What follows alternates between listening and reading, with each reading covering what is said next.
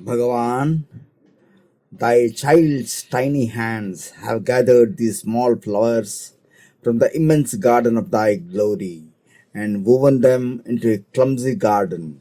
But it is offered at thy divine feet with a big noise, calling it all about Shivananda. The fragrance and the beauty of the color belong to thee. It is thine own unsurpassable love for thy children that makes thee accept this too. It was said of Lord Krishna that everything about him was sweet. It is true of Bhagavan Shivananda. Today, Dr. Kuppuswamy transformed himself into Swami Shivananda, and the austere, stern, and hard taskmaster Swami Shivananda has somehow mysteriously vanished. When and how, no one knows. The Shiva we see in our midst today is the most lovable concrete manifestation of divine life. May that love dwell in our hearts. Jai Shiva. Sri Rama by Sri Swami Sivananda. Rama was Lord Hari himself incarnate on earth for the destruction of Ravana. He was well accomplished, beautiful and endowed with royal marks. He was the foremost of those who were skilled in the use of bows and arrows. He was born of the Ikshvaka line. He had his sway all over the world. He had eyes like lotus petals and a countenance like the full moon. His arms were long and beautiful. He had broad shoulders. His eyes were red. He had a deep voice. He had proportionate limbs. His gait was slow and majestic. It was like that of a lion. He had 4 lines on his thumb. He had a pointed nose. He had a high forehead. His glory and powers were unlimited. He was peerless on earth. He was free from malice. He was gentle and the protector of his people. He always addressed the people in gentle words. He never used harsh words even when anybody addressed him rudely. He was wise and virtuous. He was effulgent like the sun, in forgiveness like the earth, in intelligence like Brihaspati, in frame like Vasva, in prowess like Indra. He observed ascetic vows and honored saints. He would forget hundreds of evils done to him but would gratefully remember a single act of kindness, ever shown. In the leisure of his martial exercises, he had discussions on the sastras with the wise and the aged people. He always followed the right in every walk of his life and never swerved from his royal duties. If anybody approached him, he would talk to him first. He was exceedingly powerful but never haughty. He was the upholder of the 4 castes. He conferred honor upon people. He was worshipped by all. He was well versed in polity and greatly devoted to the Brahmins. He was a friend of the poor and chastiser of the wicked. He was a cosmic benefactor.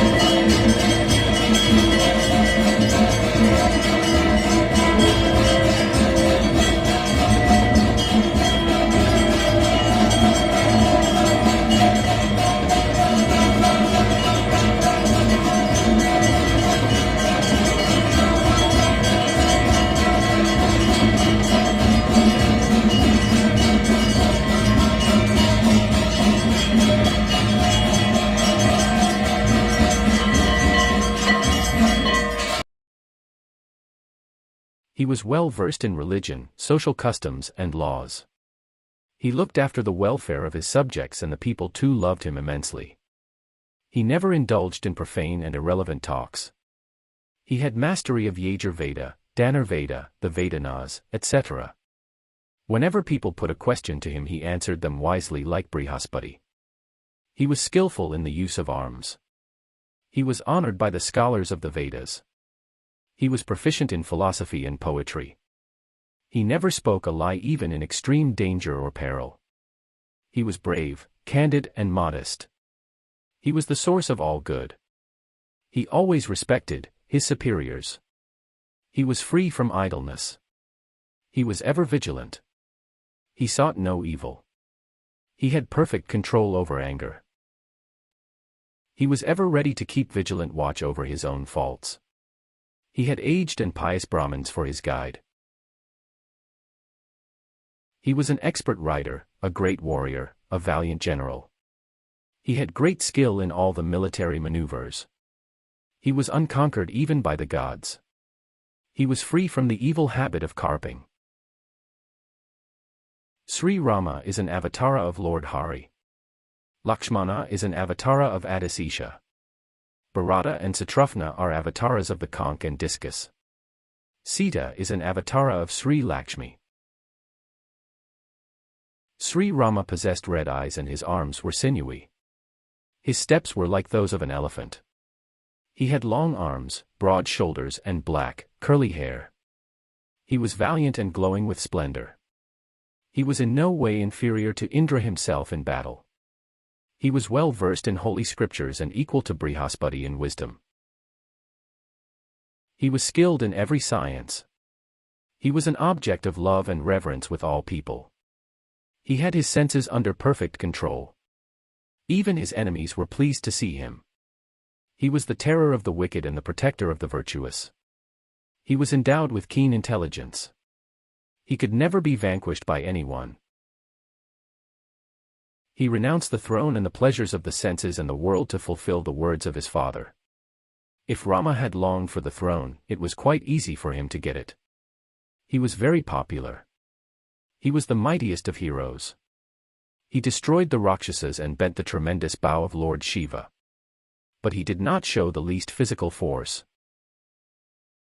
He gladly accepted what was dictated by the cruel and wicked Kakeyi. The throne possessed less fascination for him than the obedience of his father's behests. He renounced the kingdom and the comforts of a king. He gladly accepted exile.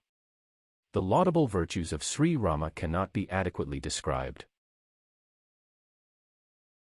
Of all the four brothers, Sri Rama was a paragon of virtues.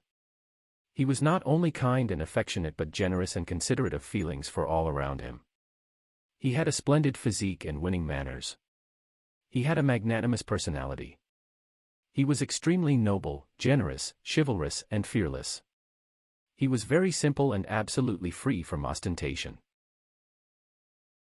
Sri Rama's life was a life of holy obedience, of stainless purity, of matchless simplicity, laudable contentment, commendable self-sacrifice, and remarkable renunciation. He paid equal respect to his mother and his stepmothers and revered his guru. Sita once told Rama to seek shelter in a safe place and let the forest dwellers alone as there was much danger there. Rama's reply revealed his firm determination to adhere to truth, and to his duty as a king to protect those who took shelter under him. Sri Rama said, "O Sita, I may even give up life for you or Lakshmana but can never give up the fulfillment of my word given particularly to helpless Brahmins." Rama speaks but once and never fails to keep up his promise. Sri Rama was happy in adversity, calm in miseries, intrepid in dangers. Sri Rama was a mighty hero. He was the hero of heroes. Single-handed, he killed great and renowned warriors like Khara and Dushana. He vanquished the invincible Vali. He was an ideal king. He ruled the kingdom in a wonderful way. He was just and righteous. He was courageous and kind. He was endowed with a gentle and generous disposition. He was civil and courteous. His subjects loved him immensely. Not a single man was unhappy during his regime. He often used to say, I will do anything and everything to please my subjects, and, if necessary, I can even abandon my dear wife for their sake. That is the reason why his reign was called Ramarajya. There were no dacoits during his regime. All led a virtuous life. Nobody spoke any untruth. Anybody could leave a bag of gold or jewels even in the main street. No one would touch it. Swami Sivananda.